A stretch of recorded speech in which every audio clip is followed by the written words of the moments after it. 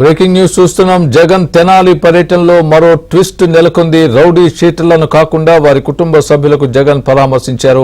ఇదే విషయానికి సంబంధించి పూర్తి అప్డేట్ మా ప్రతినిధి ప్రసాద్ చెప్తారు. ప్రసాద్, చెప్పండి. జగన్ తెనాలి పర్యటనలో రౌడీ షీటర్లను కాకుండా వారి కుటుంబ సభ్యులను మాత్రమే పరామర్శించినట్టుగా మనం చూస్తున్నాం. జగన్ పరామర్శకు సంబంధించి మీ దగ్గర ఉన్న పూర్తి అప్డేట్ ఏంటి ఆ ట్విస్ట్? ప్రస్తుతం జగన్ పర్యటనలో నెలకొన్నటువంటి ట్విస్ట్ గురించి పూర్తి అప్డేట్ ఇవ్వండి.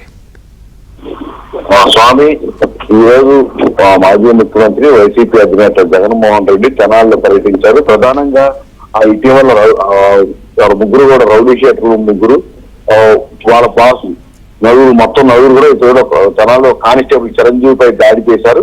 దీంతో ఆ పోలీసులు వాళ్ళ నలుగురు అరెస్ట్ చేసేందుకు ప్రయత్నించగా కీలకంగా ఎవరైతే నవీన్ పరారు కాగా జార్ విక్టర్, అదేవిధంగా రాకేష్, కరీముల్ కూడా అభియోగిస్తున్నారు.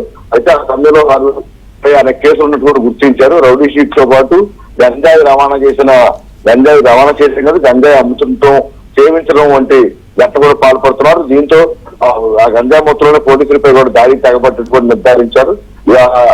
వాళ్ళ ముగ్గురిని కూడా ఇటీవల పోలీసులు థర్డ్ డిగ్రీ తరహాలో లాఠీలతో కొట్టిన వీడియో వెలుగులోకి వచ్చింది.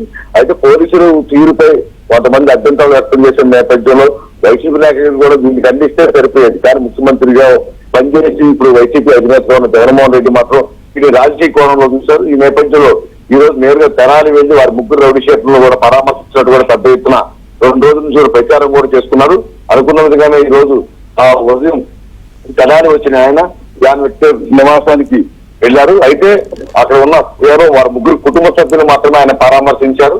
ఆ ముగ్గురు నిందితులు ఎవరైతే రౌడీ షీటర్లుగా ఉండి ఈ పోలీసులు దెబ్బలు తిన్నారో వారి ముగ్గురు కూడా జగన్ వస్తున్నారని తెలిసినప్పటికీ కూడా వారు లేకపోవడం అందరినీ కూడా ఆశ్చర్యం కలిగించింది.